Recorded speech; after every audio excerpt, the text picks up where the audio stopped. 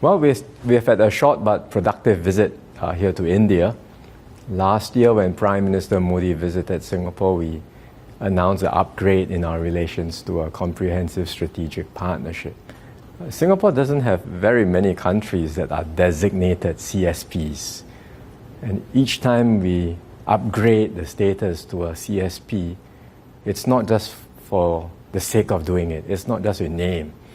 We do it because it is a substantive relationship which we want to nurture and cultivate and grow together for mutual benefit. And so I'm glad that in that short period of time since we announced the upgrade, the ministerial roundtable, the discussions there have continued to bear fruit. And today, when in this visit, we are able to announce, me and Prime Minister Modi, a roadmap for the CSP, an ambitious and detailed roadmap that charts out all the different pillars of cooperation between our two countries. And we see a lot of potential in taking the relations further.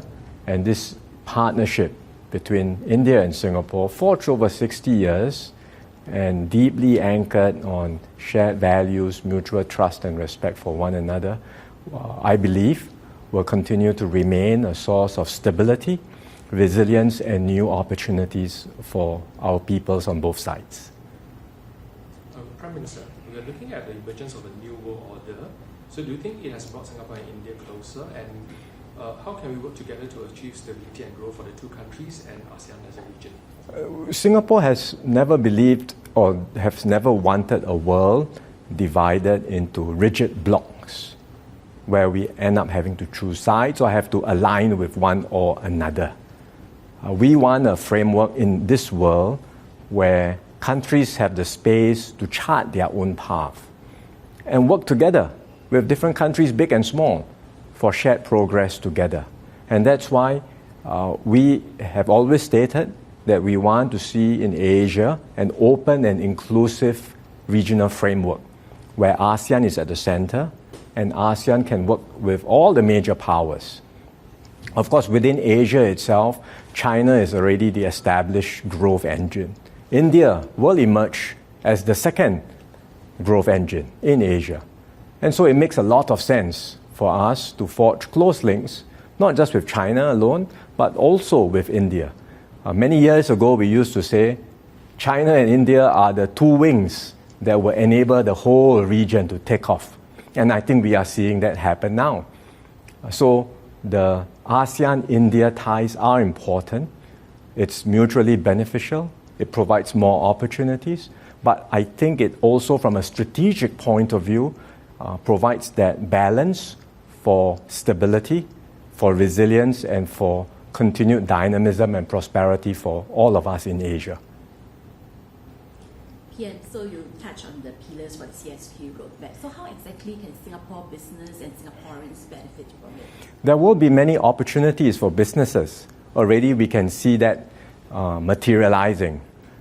Government provides a framework for the CSP, but at the end of the day, it's businesses, investors who will have to take advantage of the opportunities. And we already see a lot of interest amongst businesses and investors in Singapore to take advantage of these opportunities. That's why Singapore, small though we are, has been the largest investor in India these last 7 years for 7 consecutive years in a row.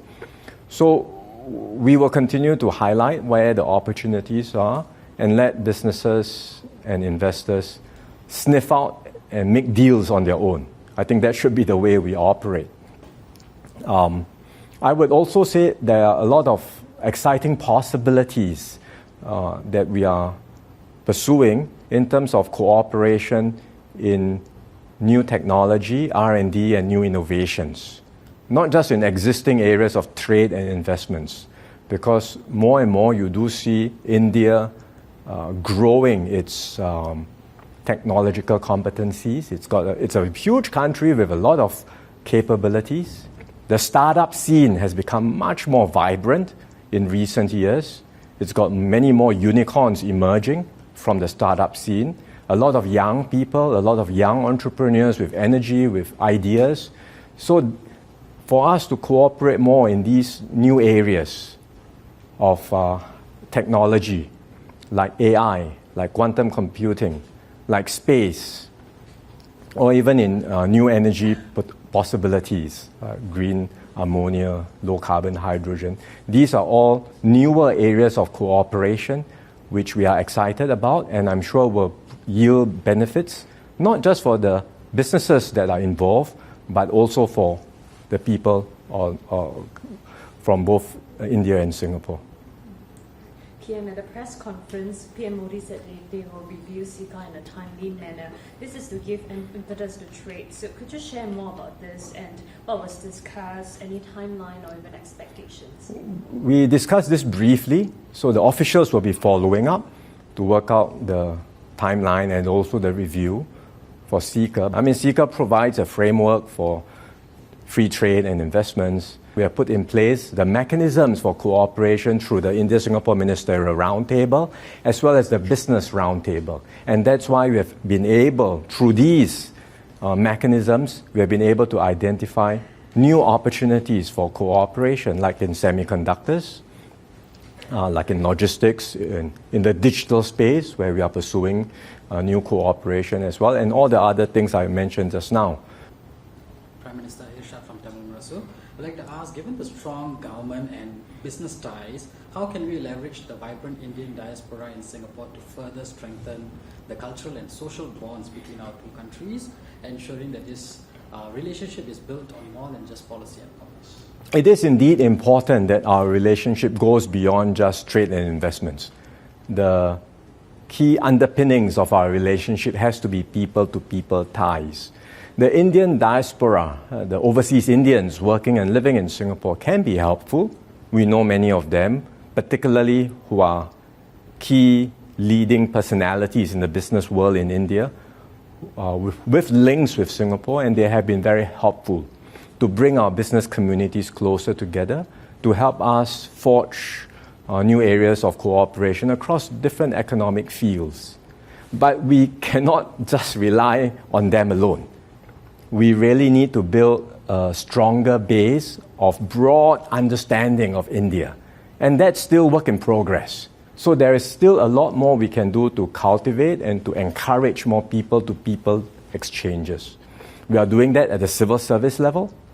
So we will do more across the two civil services. But it cannot just be government alone, right? So we have to encourage more student exchanges. We hope Singaporeans will be motivated and encouraged to spend time in some of the top Indian universities. And these are leading universities, very high standards. And as I said just now, a lot of energy taking place in some of these Indian universities, like the IITs, where students are going into new entrepreneurship projects, doing startups, setting up unicorns. So if we can have more students spend time here in India, have a semester, for example, in the top Indian universities, if we can have more Singaporeans working here in India, if we have more people traveling to India to understand India, if we can collectively raise our understanding and appreciation of all that's happening in India, I think that would certainly help to strengthen the ties between our two countries and enable us to do more together.